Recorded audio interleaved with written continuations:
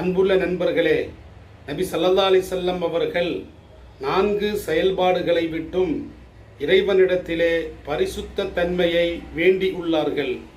நாமும் பிரார்த்தனையின் மூலமாக வேண்ட வேண்டும் என்பதை நபி ஸல்லல்லாஹு அலைஹி வஸல்லம் அவர்கள் பின்வரும் பிரார்த்தனையின் வாயிலாக நமக்கு கற்றுத்தருவார்கள்.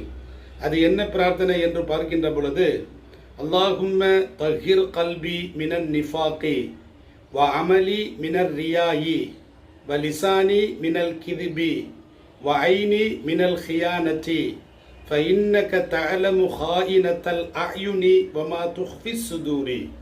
இதனுடைய பொருள், இறைவா, எனது உள்ளத்தை இரட்டை வேடம் போடுவதை விட்டும், அதாவது நயவஞ்சகத் தன்மையை விட்டும் பரிசுத்தப்படுத்துவாயாக. எனது செயல்பாடை விளம்பரத்திற்காகவோ முகஸ்துதிக்காகவோ இருக்காமல், இந்த முகஸ்துதியை விட்டும் பெருமையை விட்டும் எனது செயல்பாடை நீ பரிசுத்தப்படுத்துவாயாக. எனது நாவை பொய்யிலிருந்து பரிசுத்தப்படுத்துவாயாக. எனது கண்ணை மோசடித்தனத்திலிருந்து பரிசுத்தப்படுத்துவாயாக. நீயே கண்கள் செய்யக்கூடிய மோசடித்தனத்தையும் உள்ளங்கள் மறைத்து வைத்திருப்பதையும் நீ நன்கு அறிந்தவனாக இருக்கிறாய்.